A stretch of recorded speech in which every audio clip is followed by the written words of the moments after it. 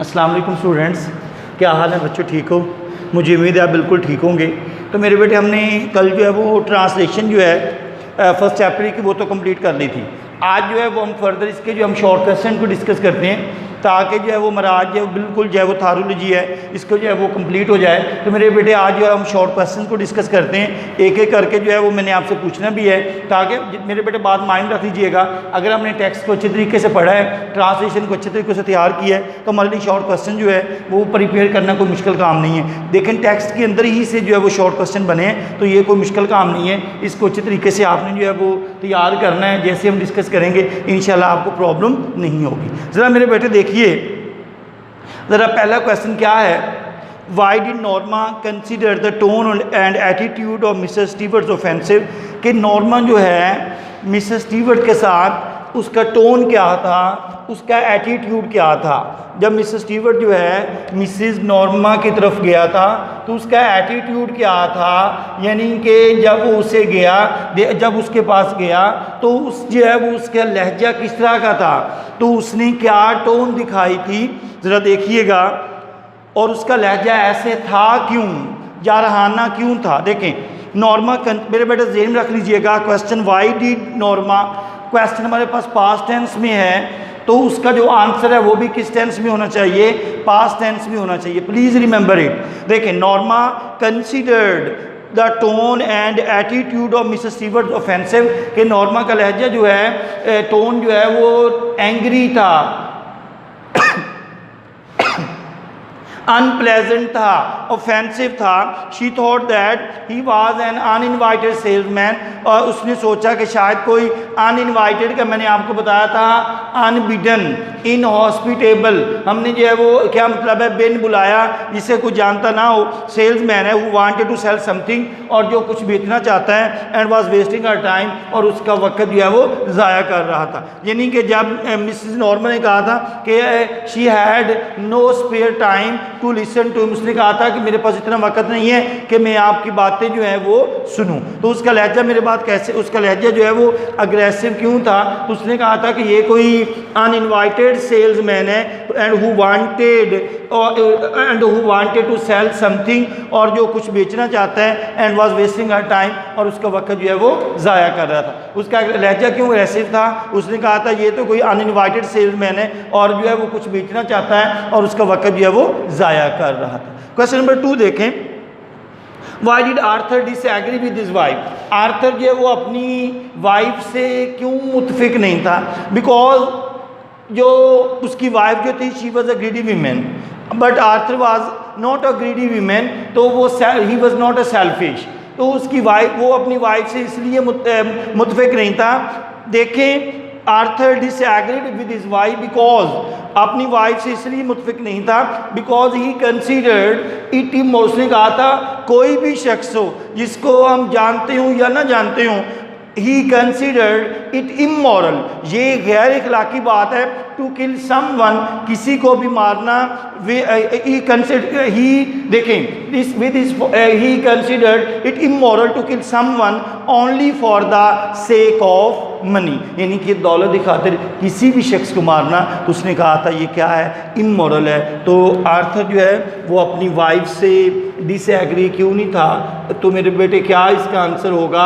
अच्छा आर्थर अपनी वाइफ से क्यों एग्री नहीं था, शाबाश बताइए। बिल्कुल ठीक है कि आर्थर जो है वो अपनी वाइफ से इसलिए एग्री नहीं था बिकॉज इट इज़ इमोरल, ये गैर इखलाकी बात है, to kill someone only for the sake of money. उसने कहा था कोई भी शख्स जिसको हम जानते नहीं हैं अगर हम उसको मार दें तो ये गैर इखलाकी बात है, इट वाज अ मर्डर।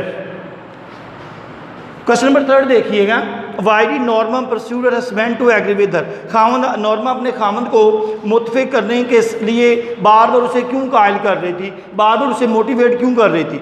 अब उसके अंदर जो है नॉर्मा जो थी उसके अंदर एक ही माइंड में बात थी, Norma try to persuade her husband to agree with her because उसके अंदर $50,000 जो थे वो उसके दिमाग में घूम रहे थे। अब वो चाहती थी कि $50,000 जो है वो मिल जाएंगे, हम 2 लोग यूरोप जाएंगे, यूरोप की सैर करेंगे, वहाँ जो है वो अच्छा घर लेंगे, गाड़ी लेंगे, मतलब उसके अंदर जो है वो लालच जो है उसके दिमाग में धंस चुका था। तो इसलिए अपने हस्बैंड को जो है वो बार बार जो है वो इसलिए मोटिवेट कर रही थी। देखें try to persuade her husband to अगर शी वांटेड टू गेट $50,000। वही बात मेरे बेटे, यानी कि वो क्या चाहती थी, she wanted to get $50,000 to improve the standard of life. वो चाहती थी कि हम दो लोग हैं, हम जो है वो हम अपने मियार ज़िंदगी को बेहतर कर सकते हैं। Mrs. Stewart wanted to make a trip to Europe and build a little cottage on island। जो मैंने आपको बताया, वो चाहती थी कि हम जाएं जजीरे पर, हमारा घर हो, अच्छा घर हो, नाइस फर्नीचर हो, तो सब कुछ हो। तो मतलब क्या, how she was a greedy women. तो उस अपने खामद को बार बार जो वो मोटिवेट क्यों कर रही थी, शी वांटेड टू गेट $50,000। कितने डॉलर्स लेना चाहती थी, हासिल करना चाहती थी, $50,000। अब वो चाहती थी कि वो हमारा मियार ज़िंदगी जो है वो क्या हो जाएगा, बेहतर हो जाएगा। क्वेश्चन नंबर 4 देखिए, what were the reasons Norma gave for husband to accept the offer. Norma ने पेशकश कबूल करने के लिए अपने खामद को कौन कौन सी वजूहात जो वो पेश की थी। Norma told husband that it might be a psychological, उसने कहा था कि हो सकता है ये किसी किस्म कोई नफ्सियाती रिसर्च तहकीक हो, प्रोजेक्ट को मनसूबा हो, और a game played by some millionaire, या किसी करोड़पति का कोई शख्स हो। It would make no difference, उसने कहा था कोई फ़र्क नहीं पड़ेगा, to kill an unknown person, किसी भी नावाकिफ शख्स को मारने से हमें कोई फ़र्क नहीं पड़ेगा। More over they could fulfil there desire, इसलिए वो अपनी ख्वाहिशात को पूरी कर सकेंगे with the money of $50,000 bye pushing the button. Understand, उसने कहा था ये तो कोई एक साइकोलॉजिकल रिसर्च हो सकती है, या कोई किसी एक करोड़पति शख्स का काम है, या उसने ये भी कहा था कि एक शख्स जो है जिसको उसने कहा जिसको मारने से हमें कोई it would make no difference to kill unknown person, कि अननोन पर्सन शख्स को मारने से हमें जो है कोई फ़र्क नहीं पड़ेगा, हमें तो $50,000 चाहिए। किसके लिए, अपनी ख्वाहिशात को, अपनी ज़रूरियात को पूरा करने के लिए कितने डॉलर्स चाहिए, $50,000। क्वेश्चन नंबर 5 देखिए, why did Mrs Stewart continue pursuing Norma. Mrs Stewart ने नॉर्मा को कायल क्यों जारी किया। इसकी वजह ये थी कि उसने उसके अंदर एक ख्वाहिश देखी थी, दिलचस्पी जो है वो जाहिर हुई कि वो भी यानी कि उस आले को लेना चाहती है। क्यों लेना चाहती, because she wanted to get $50,000, यानी कि वो $50,000 हासिल करना चाहती थी, और उसके अंदर जो है वो कि इंटरेस्ट जो है वो क्रिएट हो गई थी, because she was a greedy woman. He continued pursuing Norma because she showed interest in the offer.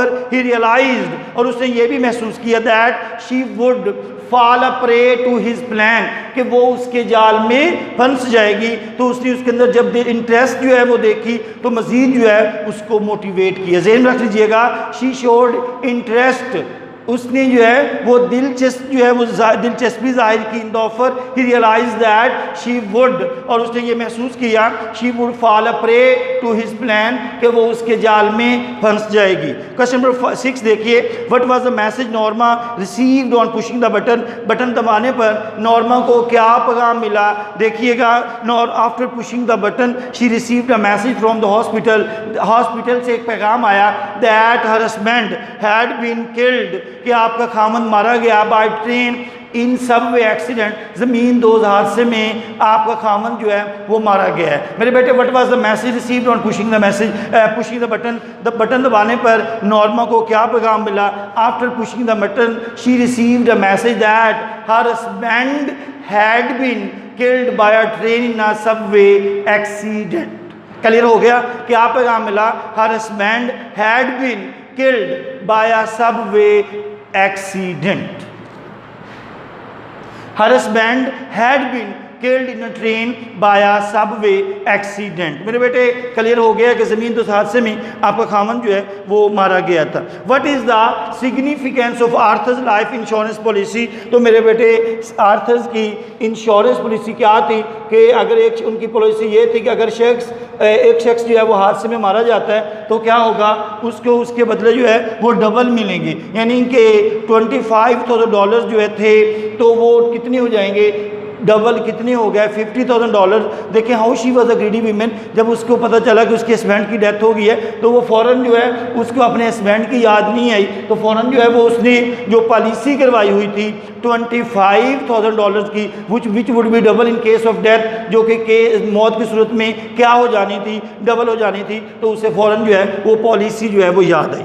Arthur's life policy was $25,000 which would be double in case of death. जो मैंने अभी आपको बात बताई है, इट वाज दिस अमाउंट, ये वो रकम थी that Norma God for pushing the button. ये वो रकम थी जो नॉर्मा को हासिल करनी थी, किसके बाद, बटन दबाने पर नॉर्मा को हासिल करनी थी।